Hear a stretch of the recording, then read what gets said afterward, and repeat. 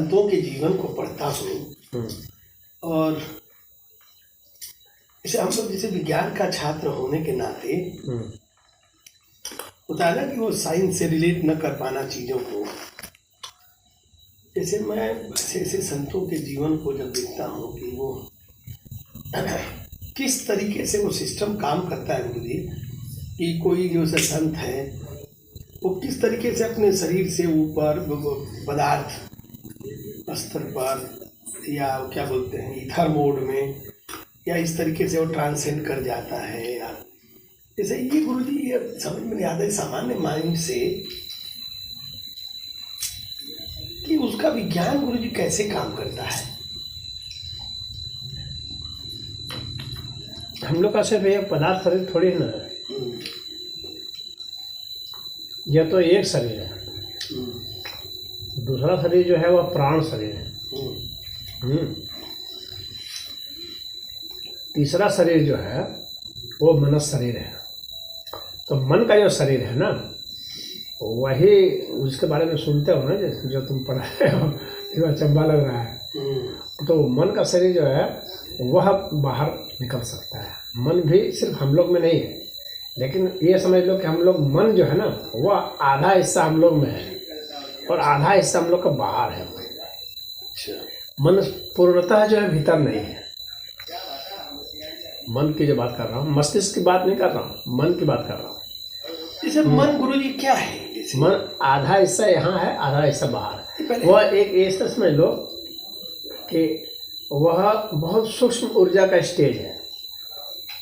सामान्य जो ऊर्जा है इसका और सूक्ष्मीकरण है, इसलिए इस कारण उसका जो वेवलेंथ है वह और भी बहुत ज़्यादा वो है, काफ़ी जो है हाई फ्रिक्वेंसी है। वो जो है बाहर निकल जाता है, शरीर से बाहर निकला हुआ है ही, निकल के जाता है मतलब है ही निकला हुआ।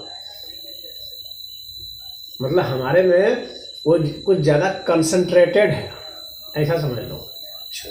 व्यक्ति में कंसंट्रेटेड ज़्यादा है, लेकिन बाहर डिफ्यूज रूप में, जैसे कि प्रकाश फैल जाए, प्रकाश को कहीं बंद कर दो किसी ऐसे छोटे से पात्र में, बल्ब है और हाँ ऐसे पात्र में रख दो जो कि ट्रांसलूसेंट टाइप का हो, समझ रहे? तो कुछ प्रकाश उसके भीतर ज़्यादा है और कुछ छन छन करके बाहर जा रहा है। तो ऐसे ही हम लोग का बॉडी, हम लोग का बॉडी इतना ज़्यादा वो ओपेक नहीं है, बिल्कुल मिट्टी जैसा कि कुछ भी नहीं जाने दे, ऐसा नहीं है।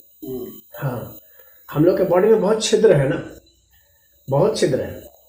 तो यह हम लोग का बॉडी जो है उससे जो है वो मन जो है वह निकला हुआ रहता है बहुत सारा हिस्सा। तो मन पदार्थ तो नहीं है? मन पदार्थ नहीं है, तो वही तो मैं कह रहा हूँ। तो ये इसको ये जो प्रकाश है इसी का सूक्ष्म, जैसे वहाँ पर शास्त्रों में कहा गया, ईश्वर को प्रकाशमय कहा गया है। तो लोग कंफ्यूज कर जाते, सोचते यही प्रकाश है लगता है। हाँ, बहुत लोग जो बताने वाले हैं वो भी इस तरह से बताते हैं, तो जैसे लगता है कि यही वाला प्रकाश है। नहीं, वो भौतिक प्रकाश नहीं है। उसका प्रकाश नाम जरूर दिए हैं, इसलिए क्योंकि व्यक्ति को आलोकित करता है, उस अर्थ में दिए हैं। वो आत्मा के द्वारा आलोकित है, ये वो आत्म प्रकाश है। तो जो आत्म प्रकाश है वह उसको इस प्रकार जैसा मैं समझो। हाँ, इससे हम उसको रिलेट कर सकते हैं, क्योंकि इससे हम लोग को नॉलेज हो जाता है, इससे भी बाहरी चीज़ों को देख लेते हैं और उससे भी नॉलेज होता है। तो इसके कारण से उसका नाम प्रकाश है। बात समझ में आ रही है ना? तो उसी तरह समझ लो कि मन का भी जो है ना अपना एक प्रकाश है। मन जो है उस प्रकाश है, यानी आत्म प्रकाश है, और इस प्रकाश से जो भौतिक प्रकाश है, इन दोनों के बीच का प्रकाश है। नहीं, तो जैसे कि मन जो है वो शरीर है तभी मन है ना, शरीर है तभी तो मन है। हाँ, शरीर है तभी तो मन है, लेकिन शरीर अगर नहीं है तब भी मन है। अच्छा, उसको तो मन ही बोलेंगे उसको? हाँ। तो जैसे ये कहा जाता है कि शरीर, मन, बुद्धि, अहंकार ये चैतन्य का पार्ट नहीं है, चेतना का पार्ट नहीं है। जैसे ईश्वर तत्व तो नहीं है ना, पदार्थ जगत, संसार में जगत है ना, ये शरीर, मन, बुद्धि, अहंकार ये पदार्थ जगत की चीज है ना, मन, बुद्धि, चित्त, अहंकार। हाँ। ये ईश्वर तत्व माने ईश्वर में ही है। हाँ। लेकिन जो ईश्वर जो बोलते हैं पर नहीं, वह नहीं है, वह नहीं है ना। ये मनुष्य शरीर से आपको आगे उठना पड़ता है ना। हाँ, हाँ। तो मतलब ये है कि लेकिन जो इस बात की तुम बात कर रहे हो, मैं उस बात को ही लेकर कह रहा हूँ, समझा रहा हूँ उससे हाँ कि जैसे कहे ना कि भाई संत कैसे वो कर लेते हैं, कि उनका शरीर बाहर चला जाता है, इसी यही बात को समझ रहे थे ना। पर काया प्रवेश हो जा रहा है संतों का कि कोई दूसरे शरीर में चले जाना, तो यहाँ है तो वहाँ दिखने लगना। तो वह जो है वो मनस शरीर ही है, वह मनस शरीर है। अच्छा, हाँ, तो तो इसका वह जो मुख्य जो 5 शरीर जो बताए गए हैं ना, एक तो अन्नमय शरीर है, हाँ ठीक है, हाँ, दूसरा प्राणमय शरीर, प्राणमय शरीर, तीसरा मनोमय शरीर। मनमय शरीर। मैं इस मनोमय शरीर की ही बात कर रहा हूँ। हाँ ये जो 5 यहाँ पर, हाँ, मैं भी उसी बुद्धि अहंकार मत लाओ यहाँ पर। हाँ ठीक है, यहाँ पर मैं इस मनस की बात कर रहा हूँ। हाँ ठीक है, मनोमय शरीर, उसके बाद तो विज्ञान में शरीर हो जाएगा, हाँ, और फिर जो है आनंदमय शरीर होगा। ठीक है, आनंदमय कोश जो हो गया। तो मैं इस मनस शरीर की बात कर रहा हूँ, इस मनस कोश की बात कर रहा हूँ। तो जो तो ये यह जो है शरीर यह है ठीक ऐसे सॉफ्टवेयर टाइप है। एकदम मध्य में है। देख लो, इसके बाद विज्ञान में है और उधर आनंद में, तो 2 और कोष उधर हो गया, हाँ, 2 कोष इधर हो गया। ठीक है, इधर मध्य में है, ये कनेक्ट करता है दोनों को। इसका अपना एक प्रकाश है।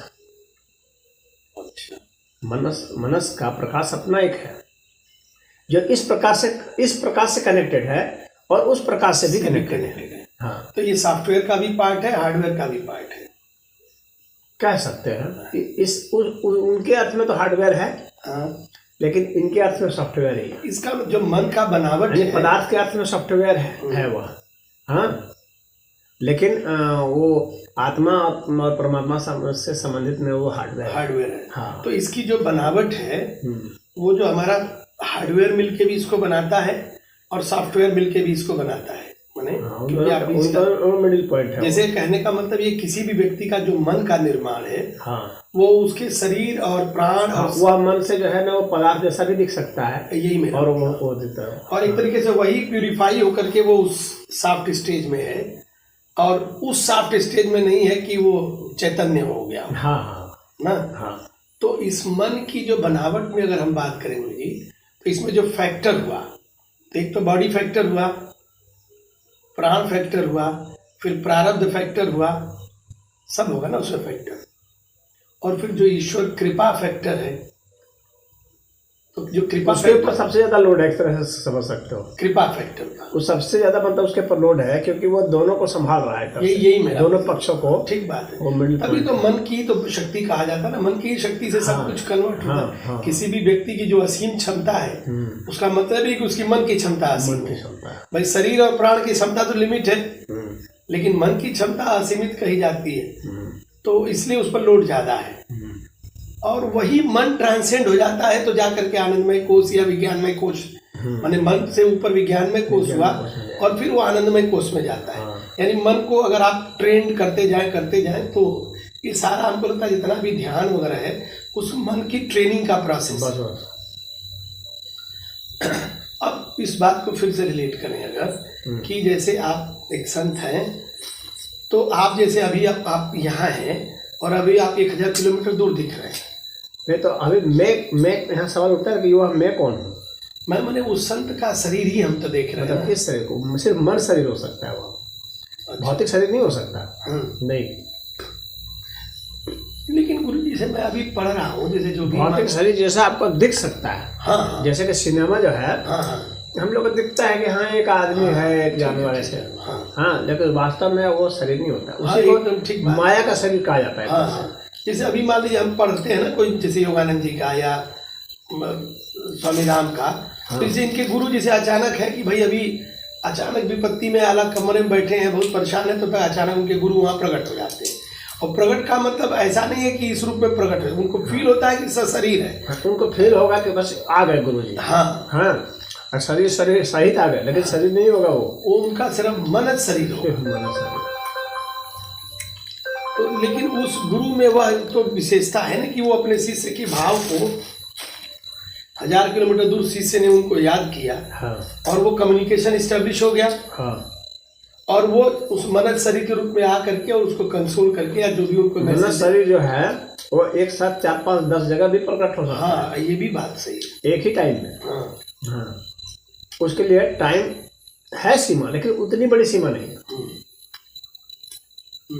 बिल्कुल टाइम से मुक्त नहीं है मनस। नहीं, लेकिन उतना भी टाइम से नहीं बना है जितना कि ये पदार्थ सब बना है। पदार्थ से बना है। हाँ, वहाँ टाइम का एक तरह से डायलेशन है। तो अब गुरुजी इस पर थोड़ा और डीप में अगर जाएं तो जैसे एक संत साधना करता है तो वो इसका मतलब वो मनत शरीर के स्टेज में रहने लगता है। वो जैसे कोई जरूरी नहीं है। हल्के साधक जो होते हैं वो मनस शरीर में रहते हैं। हाँ, क्योंकि वो मिडिल स्टेज है ना। हाँ, ठीक बात। मिडिल स्टेज के संत चमत्कारी मालूम पड़ते हैं। हाँ, हाँ, इसीलिए संतत्व में चमत्कार को अच्छा नहीं माना जाता क्योंकि वो मिडिल स्टेज होता है। हाँ, वो धारणा का स्टेज है, तो देखा जाए तो विभूतिपाद जो है महर्षि पतंजलि जी जो लिखे हैं उसमें उसी के स्टेज का लिखे है। तो वह जो है वहाँ पर इन्होंने भी, पतंजलि देवी ने कहा है कि यहाँ पर थोड़ा भी अगर आग्रह हुआ, थोड़ी भी अगर आसक्ति हुई तो व्यक्ति से मटक जाता है, क्योंकि इससे जो है वह पूजनीय हो जाता ज़्यादा आम लोगों, क्योंकि आम लोग शक्ति के लिए तड़प रहे हैं और शक्ति उनको दिख रही है। हाँ, लेकिन वास्तव संतत्व तो शक्ति में नहीं है, शिवत्व में है। शिवत्व में। हाँ, जो उस आनंदमय स्टेज में जो है। और शिवत्व विज्ञानमय कोश से और आनंदमय कोश से शुरू होगा। तो आनंदमय कोश के भी बाद होगा कि आनंदमय कोश ही शिवत्व है? आनंदमय कोश और विज्ञानमय कोश दोनों शिवत्व में ही आएंगे। विज्ञानमय कोश तो फिर भी थोड़ा बुद्धि उसमें अभी है। नहीं, उसमें बुद्धि नहीं होती है। विज्ञानमय कोश में तो गुरु जी है ना बुद्धि। वो बुद्धि का स्टेज थोड़ी ना है विज्ञान में कोश। अच्छा, नहीं, तो बुद्धि का स्टेज वह विज्ञान, यह विज्ञान नहीं है, ये भौतिक विज्ञान नहीं है। वह ज्ञान की जो विशेषता है उसको कहते हैं विज्ञान में कोश। और ज्ञान की किस हिसाब से ज्ञान की, यह अस्तित्व जो है, यह अस्तित्व कैसा है, इसके पीछे लॉ क्या है, ये तो बुद्धि, इसका फॉर्मुलेशन कैसा है, तो ये तो बुद्धि से नहीं, बुद्धि से आप इसे नहीं समझ सकते हैं। इसे ये समझने वाली स्टेज नहीं है, ये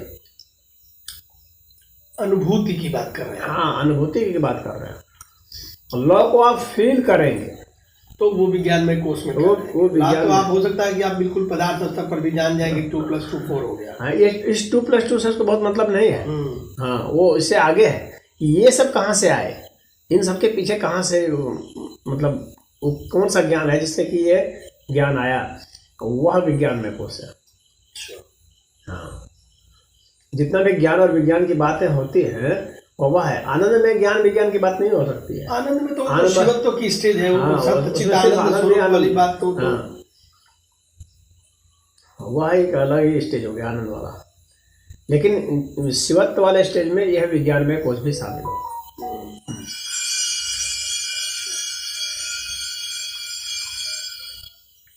ज्ञान सहित एक तरह से शिवत्व है।